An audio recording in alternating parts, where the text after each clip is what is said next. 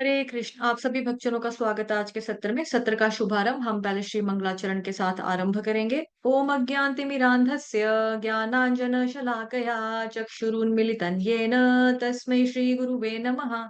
श्री चैतन्य मनोभीष्टं स्थापितं येन भूतले स्वयं रूपः कदा मह्यं ददाति स्वपदान्तिकम्। वन्देऽहं श्रीगुरुः श्रीयुतपदकमलं श्रीगुरुन् वैष्णवांश्च श्रीरूपं साग्रजातं सहगण रघुनाथान्वितं तं सजीवं साद्वैतं सावधूतं परिजनसहितं कृष्ण चैतन्य देवं श्रीराधा कृष्णपादान् सहगण ललिता श्रीविशाखान्वितांश्च नमः। ओं विष्णुपादाय कृष्णप्रेष्ठाय भूतले श्रीमते भक्ति वेदांत स्वामिन्निति नामिने नमस्ते सारस्वते देवे गौरवाणी प्रचारिणे निर्विशेष शून्यवादी पाश्चात्य देशतारिणे नमो महावदान्याय कृष्ण प्रेम प्रदायते कृष्णाय कृष्ण चैतन्य नाम्ने गोर्तुषे नमः। हे कृष्ण करुणा सिंधो दीनबंधो जगतपते गोपेश गोपिका कांत श्री राधा कांत नमोस्तुते तप्त कांचन गौरांगी श्री राधे वृंदावनेश्वरी वृषभानुसुते देवी प्रणमामि हरिप्रिये वाञ्छाकल्पतरुभ्यश्च कृपा सिन्धुभ्येव च पतितानां पावनेभ्यो वैष्णवेभ्यो नमो नमः। जय श्री कृष्ण चैतन्य प्रभु नित्यानंद श्री अद्वैत गदाधर श्रीवासादि गौर भक्त वृंद। हरे कृष्ण कृष्ण कृष्ण हरे हरे हरे राम राम राम हरे हरे। हरे कृष्ण कृष्ण कृष्ण हरे हरे राम राम हरे हरे। हरे कृष्ण कृष्ण कृष्ण हरे हरे राम राम हरे हरे। हरे कृष्ण। आप सभी भक्तजनों का सभी भागवतों का स्वागत है आज के सत्र में। आज का शीर्षक है भगवान श्री रामचंद्र, जो कि ली गई है कथा 9वें स्कंद से। आज हम इसका श्रवण और पठन करेंगे। महाराज खटवांग के पुत्र हुए दीर्घबाहु और उनके पुत्र हुए विख्यात राजा रघु। रघु के पुत्र हुए अज और अज के साथ अज से दशरथ का जन्म हुआ। देवताओं से की गई प्रार्थनाओं के फलस्वरूप स्वयं भगवान उनके घर पुत्र रूप में प्रकट हुए। भगवान के साथ उनके साथ उनके अंश तथा कला विस्तारों ने लक्ष्मण भरत तथा शत्रुघ्न नाम से अवतार लिया। विश्वामित्र की यज्ञ स्थली की रक्षा करते हुए भगवान श्री राम ने अनेक असुरों राक्षसों तथा रात्रि समय में आकाश में विचरण करने वाले अनेक दुष्टों का वध किया। सीता स्वयंवर में विश्व भर से जुटे अनेक महान प्रतापी राजाओं और राजकुमारों के बीच भगवान श्री राम ने शिव जी का यह धनुष तोड़ा, जिसे केवल उठाने के लिए 300 व्यक्ति लगते थे। उस धनुष पर प्रत्यंचा चढ़ाकर भगवान श्री राम ने उसे बीच में से ही तोड़ डाला, जिस प्रकार हाथी का बच्चा सहजता से गन्ने को तोड़ लेता है। इस प्रकार भगवान श्री राम ने सीता देवी का वर्ण किया, जो रूप सौंदर्य आचरण अवस्था तथा स्वभाव में भगवान श्री राम के ही समान दिव्य गुणों से युक्त थीं। सीता देवी के साथ अयोध्या लौटते समय भगवान राम ने परशुराम को परास्त किया। 21 बार पृथ्वी को क्षत्रियों से रहित करने के कारण परशुराम को स्वयं पर गर्व होने लगा था और इसलिए वे भगवान को भी चुनौती देने आए थे। तत्पश्चात भगवान श्री राम ने अपने पिता की आज्ञा को शिरोधार्य करके राज्य ऐश्वर्य बंधु बांधवों तथा सब कुछ त्याग कर वन में प्रवेश किया। उनके चरण इतने कोमल थे कि वे अपनी नित्य संगिनी श्रीमती सीता के हाथों के स्पर्श को भी सहन नहीं कर पाते थे। परंतु फिर भी सीता देवी और श्री लक्ष्मण के साथ वे नंगे पैर एक वन से दूसरे वन में विचरण करने लगे। वन्य जीवन की कठोरताओं को झेलते हुए भगवान राम ने रावण की बहन शूर्पणखा के नाक कान काट डाले और तत्पश्चात खर त्रिशिर और दूषण सहित शूर्पणखा के भाइयों एवं 14,000 राक्षस सैनिकों का वध किया। 14,000 राक्षस सैनिकों का वध किया। जब 10 सिर वाले रावण ने सीता देवी के सौंदर्य का वर्णन सुना तो उनका मन कामुक विचारों से चलायमान हो उठा और उस दुराचारी ने उसका अपहरण करने की योजना बनाई। एक मायावी हिरणी की सहायता से रावण भगवान राम को घने जंगलों में दौड़ाने में सफल हो गया और बाद में भगवान राम की सहायता करने के लिए लक्ष्मण को भी वहां जाना पड़ा। अब आश्रम में सीता देवी अकेली थी। एक भिक्षुक के छद्म में उस अधम राक्षस ने उसी प्रकार सीता देवी का अपहरण कर लिया, जिस प्रकार गडरिये की अनुपस्थिति में शेर असंरक्षित भेड़ को दबोच लेता है। मारीच का वध करने के पश्चात जब राम लक्ष्मण अपनी कुटिया पर पहुंचे, उन्होंने सीता को वहां से नदारद पाया। अत्यंत उद्विग्न चित्त से भगवान श्री राम सर्वत्र अपनी प्रिया को खोज करने लगे। अपनी पत्नी के विरह में विलाप करते हुए भगवान श्री राम ने अपने उदाहरण से उस व्यक्ति की दशा का प्रदर्शन किया जो अपनी पत्नी से अत्यधिक आसक्त होता है। सीता की खोज में श्री राम की भेंट जटायु से हुई। सीता की रक्षा के लिए रावण से हुए युद्ध में बुरी तरह हताहत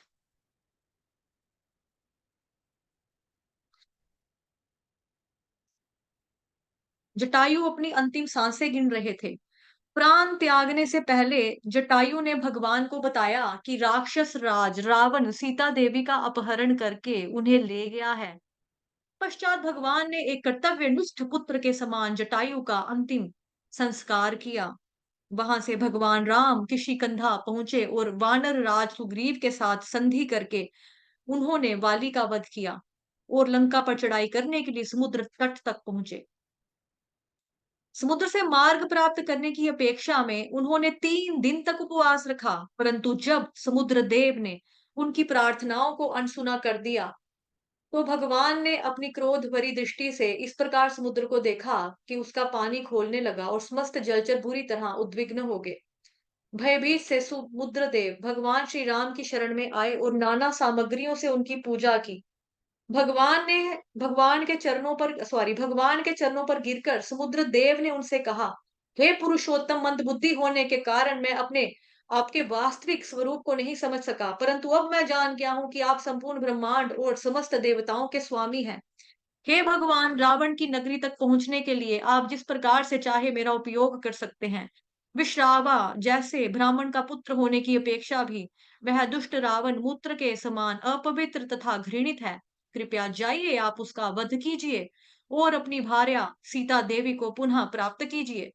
यद्यपि मैं जानता हूं कि मेरा जल आपके मार्ग में कोई बाधा उत्पन्न नहीं कर सकता, फिर भी अपनी अलौकिक ख्याति को सर्वत्र फैलाने के लिए कृपया मुझ पर एक पुल का निर्माण करें। आज्ञा मिलते ही महान वानरों ने बड़ी बड़ी चट्टानें समुद्रों में फेंकनी आरंभ कर दी और भगवान श्री राम के प्रताप से वे पानी में तैरने लगी। कुछ ही दिनों में पुल तैयार हो गया। तब भगवान श्री राम ने रावण के भाई विभीषण की सहायता से उसी लंका पर आक्रमण कर दिया जो कुछ दिनों पूर्व हनुमान जी द्वारा जलाई गई थी। लंका में प्रवेश करके सुग्रीव, नील, हनुमान एवं अन्य सेनापति के नेतृत्व में वानर सैनिकों ने विभिन्न उद्यानों, नगर द्वारों, सभागारों और महल मार्गों पर मोर्चा डाल दिया। उन्होंने सारे चौराहों, चबूतरों, गुम्बदों और सजावटों को नष्ट विनष्ट कर दिया। पूरी लंका नगरी उसी प्रकार दिख रही थी जिस प्रकार हाथियों के झुंड द्वारा आंदोलित नदी दिखाई देती है। वानरों को उत्पात वानरों के उत्पात को रोकने के लिए रावण ने निकुंभ, कुंभ, दुर्मुख, धूम्राक्ष, सुरांतक, नरांतक, अपने पुत्र इंद्रजीत, प्रहस्त, अतिकाय, विकंपन और अंत में कुंभकर्ण को बुलाया। इन सब वीरों ने एक एक करके श्री राम की सेना के साथ युद्ध में वीर गति प्राप्त की। पैदल सैनिकों, घुड़सवारों, रथों और हाथियों पर सवार सैनिकों से युक्त राक्षसों की सेना समस्त अजेय अस्त्र शस्त्रों से लैस थी। भगवान श्री रामचंद्र ने लक्ष्मण, सुग्रीव, हनुमान, गंधमादन, नील, अंगद, जामवान और पनस की सहायता से उन पर जोरदार आक्रमण किया। सीता माता द्वारा शापित होने के कारण रावण के योद्धाओं का सौभाग्य नष्ट हो चुका था और इसलिए वे श्री राम के सैनिकों द्वारा यमलोक को प्राप्त हुए। जय श्री राम। अपने प्रमुख सेनापतियों और योद्धाओं की मृत्यु देखकर रावण अत्यंत क्रोधित हो उठा। अपने रथ पर आरूढ़ होकर उसने भगवान श्री राम की ओर कूच किया। उस समय भगवान श्री राम देवराज इंद्र के देदीप्यमान रथ पर विराजमान थे, जिसे मातली हाँक रहा था। रावण ने भगवान राम पर अपने तरकश से सर्वाधिक तीक्ष्ण बाणों की बौछार करनी आरंभ कर दी। उन्हें निरस्त करते हुए श्री राम उसकी भर्त्सना करने लगे। अरे राक्षसों में सबसे अधम, तुम मल के समान घृणित हो। तू उस कुत्ते के समान है जो स्वामी के बाहर जाते ही रसोई से भोजन चुरा लेता है।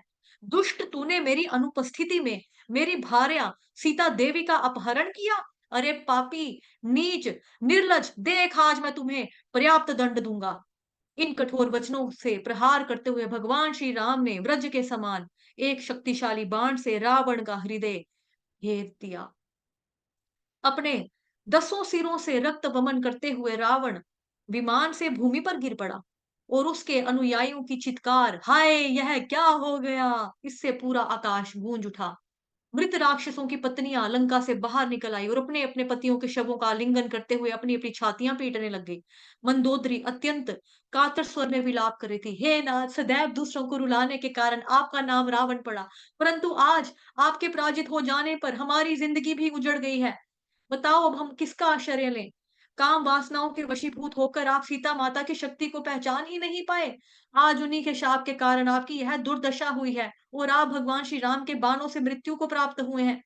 स्वयं अपने ही दुष्कर्मों के फल स्वरूप आज आपका शरीर गिद्धों का भोजन बन गया है और आपकी आत्मा नर्क की भागी।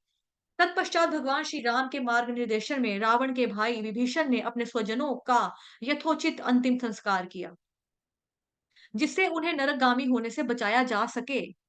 रावण की मृत्यु के पश्चात भगवान श्री राम ने सीता की खोज की और एकांत में बनी एक अशोक वाटिका में सिंशपा वृक्ष के नीचे कुटिया में बैठा पाया। जय श्री राम। भगवान श्री राम ने देखा कि उनके विरह के दुख में सीता देवी का शरीर अत्यंत दुर्बल एवं क्षीण हो गया है, तो उनका हृदय करुणा से भर उठा और सीता देवी अपने प्रीतम भगवान को देखकर आनंद से विभोर हो गई और उनका मुख कमल जैसा खिल उठा। लंका के राजपथ पर विभीषण का राज्याभिषेक करने तथा उन्हें इस कल्प के अंत तक राक्षसों पर राज्य करने की सत्ता प्रदान करके भगवान श्री राम, सीता देवी, श्री लक्ष्मण, श्री हनुमान जी, श्री सुग्रीव तथा अन्य वानरों के साथ विमान में बैठकर अयोध्या लौट आए। उनका वनवास समाप्त हो चुका था। उनके पूर्णागमन पर ब्रह्मा जी सहित समस्त देवताओं ने भगवान का यशोगान किया और सुगंधित फूलों की असीमित वर्षा द्वारा उनके पूरे शरीर को आच्छादित कर दिया। जब भगवान श्री राम ने सुना कि उनकी अनुपस्थिति में उनके भाई भरत ने वृक्ष छाल के वस्त्र पहने, अपने बालों को जटाजूट रखा, गोमूत्र में पके हुए जौ खाकर सादा जीवन जिया और कुश घास से बनी चटाई बिछाकर भूमि पर सोए, तो उनका हृदय पीड़ा से भर उठा। जैसे ही भरत को यह ज्ञात हुआ कि भगवान श्री राम अयोध्या नगरी लौट आए हैं, उन्होंने अपने बड़े भाई की पादुकाओं को अपने सिर पर धारण किया और नंदीग्राम से बाहर आ गए। अपने मंत्रियों, पुरोहितों और प्रमुख नागरिकों, पेशेवर संगीतज्ञों और वैदिक मंत्रों का उच्चारण करते हुए ब्राह्मणों के साथ श्री भरत भगवान राम से मिलने आए। उनके साथ एक भव्य जुलूस भी चल रहा था, जिसमें सुंदरता से सजे रथ, सैनिक, पूजा की सामग्रियां उठाए सेवक तथा अनेक रूपवती विख्यात वेश्याएं थी। भगवान श्री राम के दर्शन की उत्कंठा में भरत का हृदय दिव्य प्रेमवश कोमल हो चुका था और उनकी आंखें निरंतर अश्रुओं से नम पड़ चुकी थी। भगवान की पादुकाएं उन्हें प्रदान करके भरत हाथ जोड़े खड़े रहे और श्री राम ने लंबे समय तक उन्हें अपने आलिंगन में बांधे रखा। दोनों एक दूसरों को अपनी आंखों के आंसुओं से नहला रहे थे। तब भगवान श्री राम ने सीता और लक्ष्मण सहित गुरुजनों और ब्राह्मणों को प्रणाम किया, जबकि अयोध्या वासियों ने उनके समक्ष आकर उन्हें प्रणाम किया।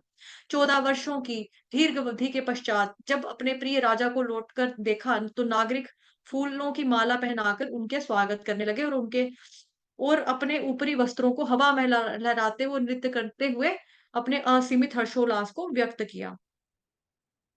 तत्पश्चात जब श्री भगवान राम ने अपनी राजधानी में प्रवेश किया, तो उस समय भरत ने उनकी पादुकाएं उठाई हुई थी। सुग्रीव ने चामर तथा विभीषण ने झलने के लिए मोर पंखों से बना पंखा लिया हुआ था। हनुमान जी ने भगवान के सिर के ऊपर एक श्वेत छत्र पकड़ा हुआ था।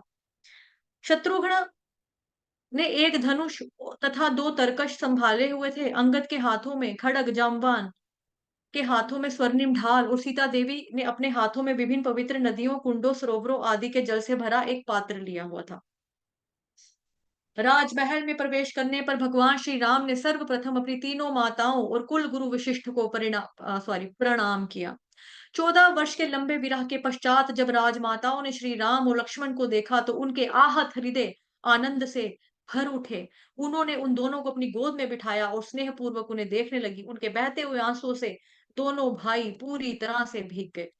वशिष्ठ ने भगवान श्री राम जी के राज्याभिषेक की तैयारी आरंभ की। उनका मुंडन किया गया और चारों समुद्रों से लाए गए जल एवं अन्य शुभ सामग्रियों से उनका अभिषेक पूर्ण हुआ। तत्पश्चात राजसी वस्त्र, सुंदर पुष्पमालाएं तथा आभूषण धारण करके वे अपने भाई एवं पत्नी के साथ अत्यंत तेजस्वी दिखाई देने लगे। राज सिंहासन पर आरूढ़ होकर भगवान श्री राम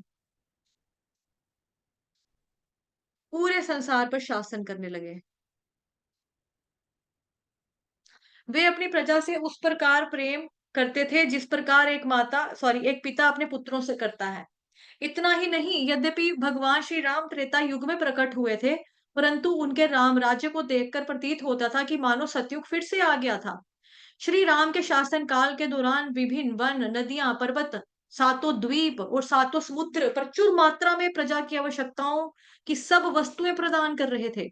वस्तुतः जब भगवान श्री राम इस पृथ्वी के राजा थे तो सॉरी तो यह संसार शारीरिक एवं मानसिक रोगों, वृद्धावस्था, शोक, भय, थकान अथवा ना चाहने वालों के लिए मृत्यु से भी मुक्त था।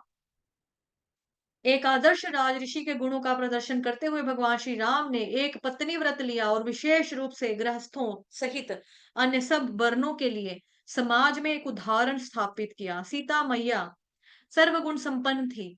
वे अत्यंत विनम्र, निष्ठावान, लज्जालु, पतिव्रता तथा प्रत्येक परिस्थिति में अपने पति के मन को समझने वाली थी।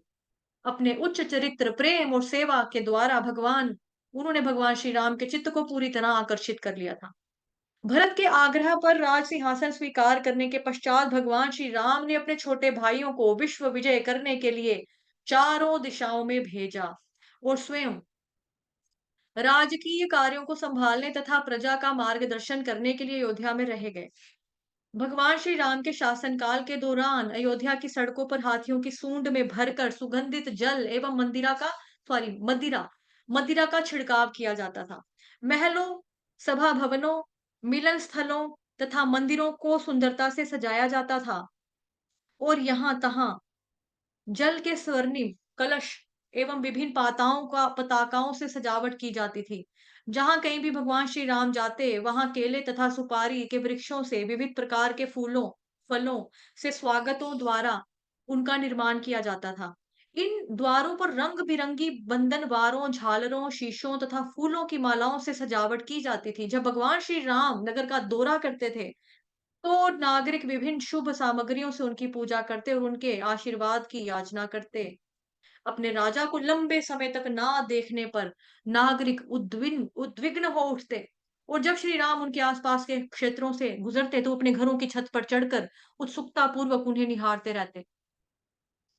भगवान श्री राम पर पुष्पों की वर्षा करते हुए उनके नेत्र उनके सुंदर मुख कमल पर टिके रहते, परंतु फिर भी उनकी आंखों और मन की प्यास कभी बुझती नहीं थी। तत्पश्चात भगवान श्री राम अपने पूर्वजों के महल में लौट आए, परंतु और जो बहुमूल्य रत्नों से जड़ा होने के कारण स्वर्गीय आभा से प्रकाशित हो रहा था। महल के प्रवेश द्वार पर निर्मित बैठने के स्थान मूंगों से जड़े थे और वैदूर्य मणि से बने खंभे आंगन की शोभा बढ़ा रहे थे। फर्श चमचमाती मरकत मणियों से निर्मित था और यहाँ-तहाँ संगमरमर के फुव्वारों से उछलता पानी वातावरण को शीतलता प्रदान कर रहा था। महल के स्त्री पुरुष देवताओं के समान तेजस्वी थे और प्रतीत होता था कि उनके शरीरों के स्पर्श से उनके आभूषणों और भी अधिक सुंदर दिखने लगे थे। धर्म के नियमों का अनुसरण करते हुए भगवान श्री राम अपनी आह्लादनी शक्ति यानी कि सीता देवी के साथ उस महल में निवास करते हुए अलौकिक सुख सुविधाओं का उपभोग करने लगे। भगवान श्री राम ने अनेक यज्ञ भी संपन्न किए और उनमें उन्होंने अपनी ही पूजा की। ठीक है? अब जैसे देखो यहाँ से हमारे लिए सीखने वाली भी बात क्या है कि समझने वाली बात, जैसे अभी मॉर्निंग में जो हम 3rd चैप्टर पढ़ रहे हैं ना भगवत गीता का, उसमें भी बताया जाता है ना कि जो यज्ञ किया जाता है वो किसके लिए कर रहे हैं? भगवान विष्णु की प्रसन्नता के लिए कर रहे हैं। अब यहाँ पर श्री राम खुद आए हैं, खुद राम भगवान प्रकट हुए हैं और यहाँ पे बताया जा रहा है कि श्री राम भगवान जी ने भी अनेक यज्ञ संपन्न किए। भगवान श्री राम ने अनेक यज्ञ संपन्न किए, पर उन्होंने स्वयं अपनी ही पूजा की। अब भगवान से ऊपर जब कोई बढ़कर है नहीं तो कोई किसकी पूजा करेगा?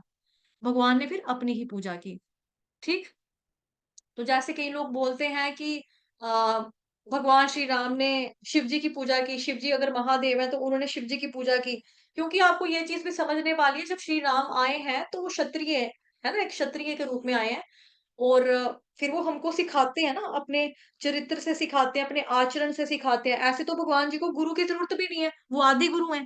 कृष्ण भगवान जी ने भी गुरु धारण किए, राम भगवान जी ने भी गुरु धारण किए। क्यों? टू सेट एन एग्जाम्पल, ताकि भविष्य में हम जैसे यो लोग कलयुग प्राणी जो हैं, वो ये ना बोलें कि हमारे भगवान ने नहीं जब किया तो हम क्यों करें? तो हम क्यों करेंगे? क्योंकि हमारे भगवान जी ने जो चीज़ की है, तो हमें पता लगता है कि वो कितनी इम्पोर्टेंट है। भगवान ने भी की खुद भगवान होते हुए, हमें भी करनी है। इस तरह से बताया जा रहा है। दूसरा आपको ये बता रही थी कि राम भगवान जी जब शिव जी की पूजा करते हैं, जैसे बताया जाता है कि रामेश्वरम टेम्पल, तो उधर जो रामेश्वरम टेम्पल है, मंदिर, तो वहाँ बताया जाता है राम है जिनके ईश्वर, तो शिव जी के ईश्वर, राम हैं जिनके ईश्वर, तो वो शिवलिंग वहाँ पे स्थापित किया है राम भगवान ने, लेकिन शिव जी का मंदिर है, लेकिन शिव जी के जो शिवलिंग है वहाँ पे उधर नाम क्या है? रामेश्वर, राम है जिनके ईश्वर, तो शिव जी के ईश्वर कौन है? श्री राम है। ठीक है?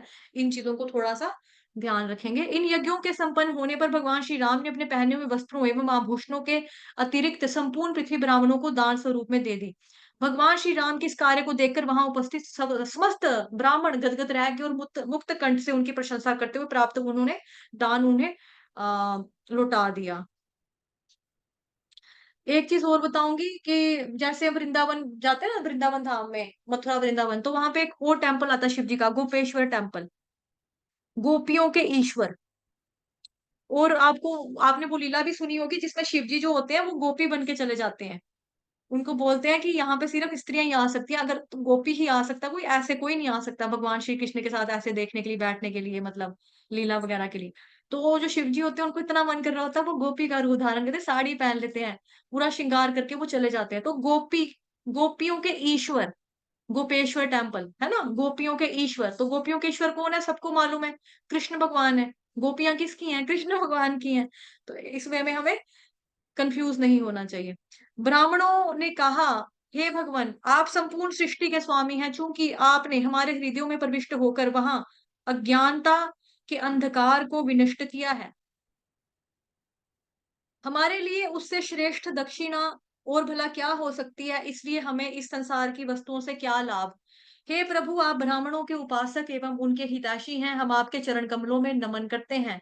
एक आदर्श राजा के रूप में भगवान श्री राम रात्रि के समय वेश बदलकर अपने राज्य का दौरा किया करते थे, जिससे वे अपनी प्रजा के निष्कपट मत को जान सकें। एक रात इसी प्रकार भ्रमण करते हुए उन्होंने किसी को सीता देवी के विषय में कुछ कहते हुए सुना। एक व्यक्ति कह रहा था, तू और किसी के घर पर जाके रही? अरे उल्टा, आज से मैं तुम्हारा भरण पोषण नहीं करूंगा। मैं श्री राम की तरह अपनी पत्नी का नौकर नहीं हूँ, जिन्होंने इतने महीने बाहर रहने वाली अपनी पत्नी को भी स्वीकार कर लिया। ऐसे मूर्ख लोगों की अनर्गल बातों के भय से भगवान श्री राम ने अपनी पत्नी का त्याग कर दिया। यद्यपि उस समय वे गर्भवती थी। इस प्रकार सीता देवी वाल्मीकि मुनि के आश्रम में रहने लगी और कुछ ही समय में उन्होंने दो जुड़वा पुत्रों को जन्म दिया। मुनि ने उन दोनों का जात संस्कार किया और उनका नाम रखा लव और कुश। श्री लक्ष्मण के दो पुत्र थे, अंगद और चित्रकेतु। भरत के भी दो पुत्रों का जन्म हुआ, जिनका नाम था तक्ष और पुष्कल। और शत्रुघ्न के दो पुत्र सुबाहु और श्रुतसेन के नाम से विख्यात हुए। मधु राक्षस के पुत्र लवणासुर का वध करने के पश्चात शत्रुघ्न ने मधुवन में मथुरा नगरी की स्थापना की। चूंकि सीता माता के लिए अपने पति के विरह में जीवन यापन करना असंभव हो रहा था, अपने पुत्रों को थोड़ा बड़ा होने पर उनकी देख रेख वाल्मीकि मुनि को उन्होंने सौंप दी और स्वयं भगवान श्री राम के चरणों का स्मरण करती हुई धरती में प्रविष्ट हो गई। यह समाचार प्राप्त होने पर भगवान श्री राम अत्यंत शोक विह्वल हो उठे और तब उन्होंने 13,000 वर्षों तक चलने वाले एक अखंड अग्निहोत्र यज्ञ का आयोजन किया। इस अवधि की समाप्ति पर भगवान श्री राम ने सदैव उनका स्मरण करने वाले भक्तों के हृदयों में अपने चरण कमलों को स्थापित करके अपने नित्य वैकुंठ धाम में प्रवेश किया। भगवान श्री राम की भोम लीला में भाग लेने वाले समस्त अयोध्या वासियों ने भी अपने जीवन की अवधि पूरी करने के पश्चात इसी वैकुंठ को प्राप्त किया। जय श्री राम। हरे कृष्ण कृष्ण कृष्ण हरे हरे हरे हरे हरे राम राम हरे राम राम राम राम राम राम हरे हरे हरे हरे हरे हरे कृष्ण कृष्ण कृष्ण कृष्ण हरे हरे कृष्ण हरे हरे हरे हरे हरे राम राम राम हरे राम राम हरे राम हरे हरे हरे कृष्ण हरे कृष्ण कृष्ण हरे कृष्ण हरे हरे हरे हरे हरे राम हरे राम राम राम हरे राम हरे राम हरे वाञ्छाकल्पतरुभ्यश्च कृपा सिन्धुभयेव च पतितानां पावनेभ्यो वैष्णवेभ्यो नमो नमः। अनंत कोटि वैष्णव वृंद की जय। जगत गुरु श्री प्रभुपाद की जय। श्री कृष्ण चंद्र भगवान की जय। ग्रंथराज श्रीमद् भागवतम महापुराण की जय। जय